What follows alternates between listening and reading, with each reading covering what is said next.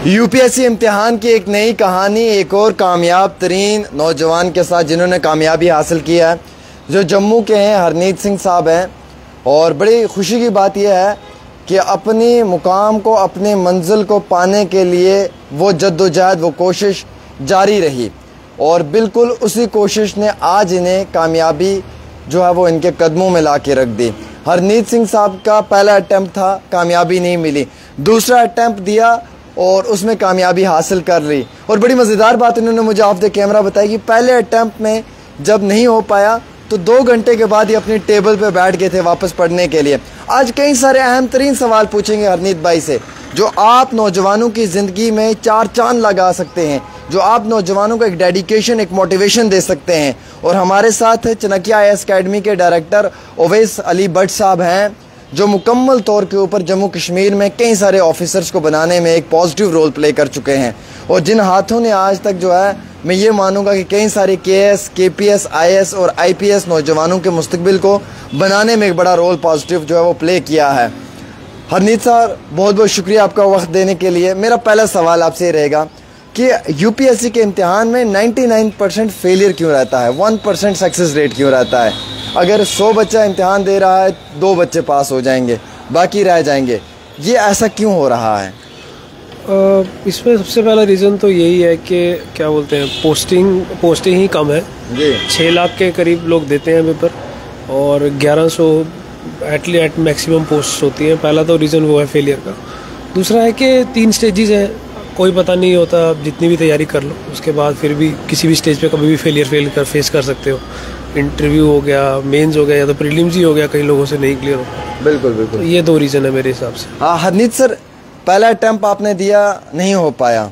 दूसरे अटैम्प्ट के लिए आपने अपने आप को 2 घंटे में प्रिपेयर कर लिया, वापस टेबल पे बैठ गए। 3 बजे रिजल्ट आउट होता है, 5 बजे आप वापस टेबल पे बैठ जाते हैं। वो चीज़ मेरे को लगा उस टाइम ज़रूरी थी, क्योंकि रिज़ल्ट के बाद 4-5 दिन ही थे अगले अटैम्प्ट के लिए। वही 3-4 दिन थोड़े अच्छे से निकालने थे, क्योंकि वही फिर डिसाइड करता है आपकी अगला अटैम्प्ट में क्या कहानी बनेगी। वो ज़रूरी था उस समय की, that was need of the time, वही किया।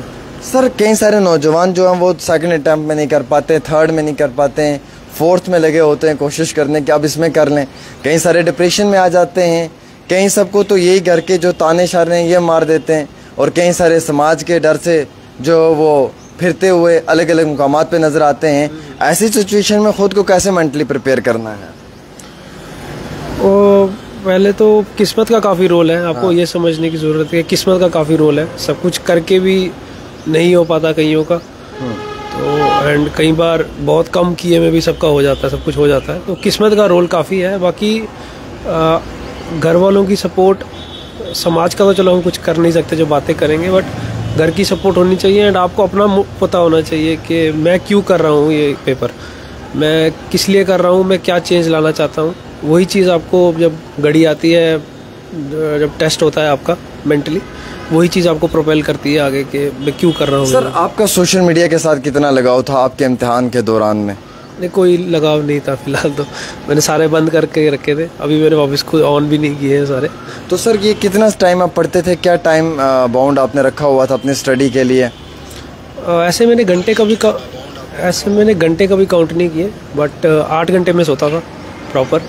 2 घंटे में अपने लिए रखता था, आगे पीछे घूमने के लिए, खाने के लिए, कुछ भी करने के लिए। उसके अलावा जितना टाइम होता था पूरी कोशिश यही होती थी कि पढ़ाई करूँ। सर, कई बार जहन में आया होगा, क्योंकि पेशेंस की गेम है, सब्र की बात है, कभी सब्र नहीं हो पाता इंसान से। कभी जहन में ये भी आया होगा कि यार अब तो थक चुका हूँ, पढ़ के 3 साल से, नेक्स्ट कुछ और करने के मन में चाहत आई हो कि अब चलो असिस्टेंट प्रोफेसर के लिए अप्लाई कर लेते हैं, किसी और इम्तिहान के लिए चले जाते हैं? क्योंकि ऐसा वक्त ऐसा भी आता है कि इंसान अपने आप से ही परेशान होना शुरू हो जाता है। नहीं, वो चीज़ बात सच है, पेशेंस रखनी पड़ती है। वो ऐसे मेरे पापा कहते हैं हमेशा, ये लंबी दौड़ है, ये एक नहीं है, स्प्रिंट नहीं है, ये मैराथन है। तो बचा के रखना पड़ता है अपना पेशेंस, अपनी एनर्जी बचा के रखनी पड़ती है। एंड अगर फोकस्ड रहो, इम्प्रूव करते रहो दिन ब दिन, तो खूब पॉसिबल है। सर, हमारे नौजवान जो बच्चे आजकल प्रिपेयर कर रहे हैं, क्यों मैक्सिमम बच्चे जो हैं वो रह जाते हैं? क्या रीज़न है सर? पहले हमारा रिकॉर्ड बहुत अच्छा आ रहा था, अब जो है वो थोड़ा रिकॉर्ड कम हमें नज़र आना शुरू हुआ है। रीज़न क्या है सर कि बच्चे क्यों नहीं क्लियर कर पा रहे हैं? क्या कोचिंग में कोई कमी रह जाती है, सेल्फ स्टडी में कोई कमी रह जाती है, डायरेक्शन में कोई कमी रह जाती है, मेंटर अच्छा नहीं है, गाइड अच्छा नहीं है, उस्ताद अच्छा नहीं है, या खुद के अंदर ही जो है वो चाहत नहीं है?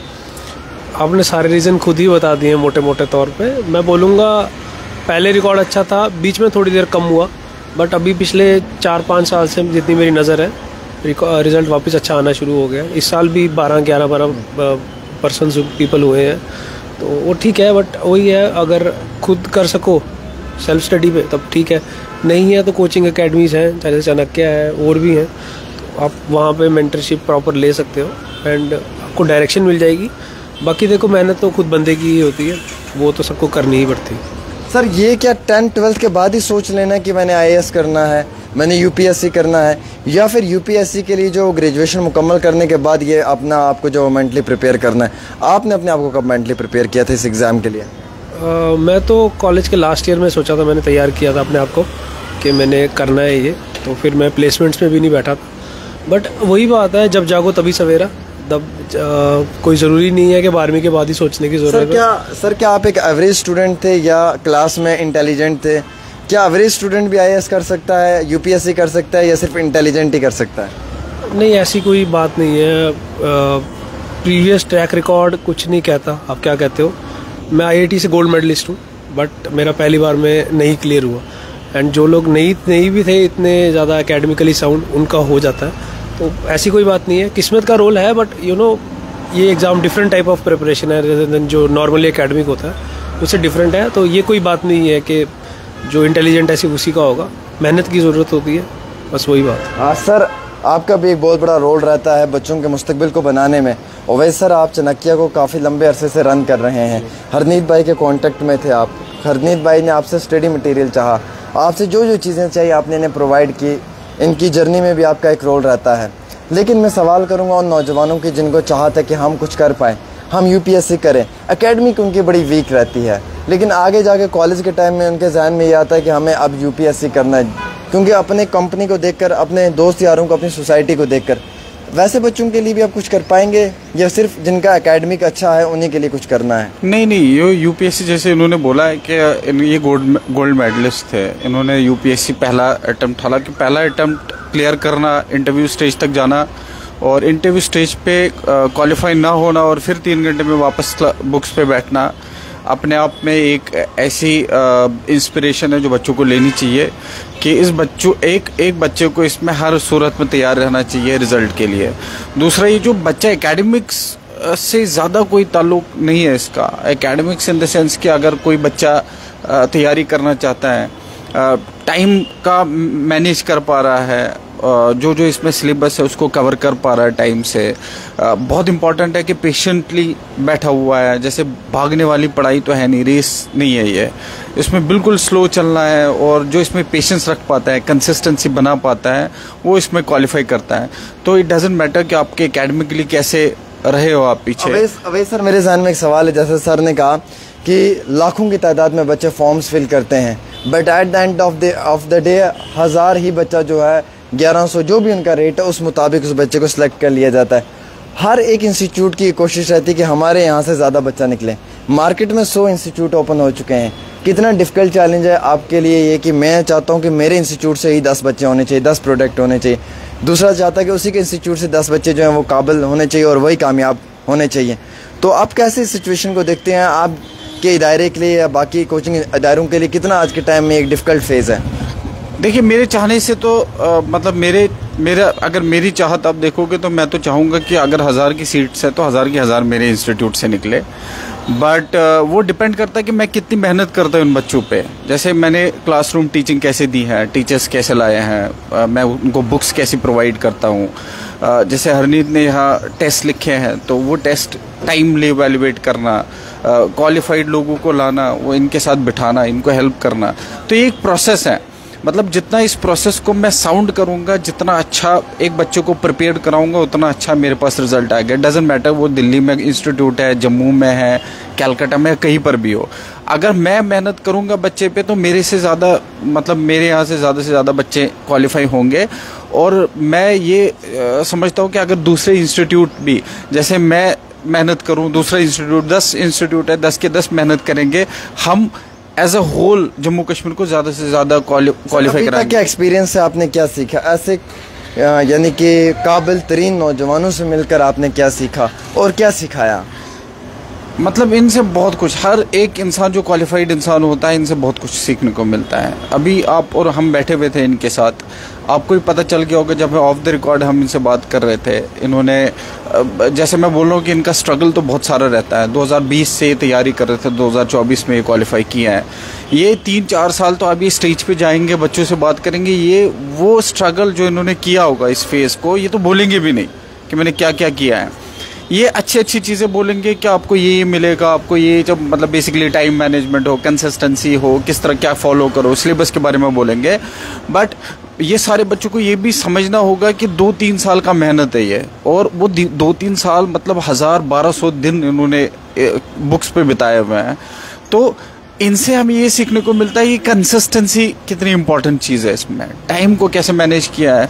एग्ज़ाम को पीछे एग्ज़ाम दिया इन्होंने, प्री मेंस क्वालिफाई किया, इंटरव्यू में ड्रॉप हो गए, फिर इन्होंने अपने आप को कैसे समझाया होगा 3 घंटे के अंदर अंदर अब वापस बुक्स पे बैठना। तो ये सारे लोगों के बस की नहीं है, बट मैं समझता हूँ कि स्टूडेंट्स को समझना पड़ेगा ये कि इसमें ये टाइम ज़रूर आता है। हमारे साथ चनकिया IAS अकेडमी के डायरेक्टर जनाब ओवैस अली भट्ट साहब थे, हरनीत सिंह सूदन जी थे।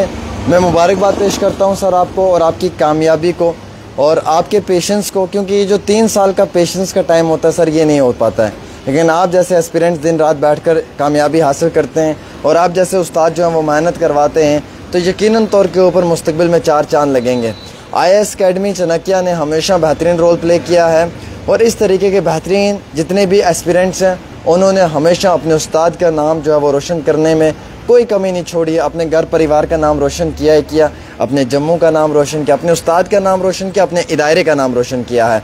तो मैं चाहूँगा कि ओवैस सर के पास आप लोग ज़्यादा से ज़्यादा आएँ, ओवैस सर से आप सीखें और ओवैस सर आपसे सीखेगा और सिखाने का मौका दें इन्हें, ताकि ये आपके मुस्तकबिल में एक बेहतरीन रोल प्ले कर पाएँ। फ़िलहाल के तौर के ऊपर हरनीत सिंह साहब थे मेरे साथ ख़ास गुफ्तगू में। आप सब ने इस प्रोग्राम को देखा, बहुत बहुत शुक्रिया आप सब लोगों का।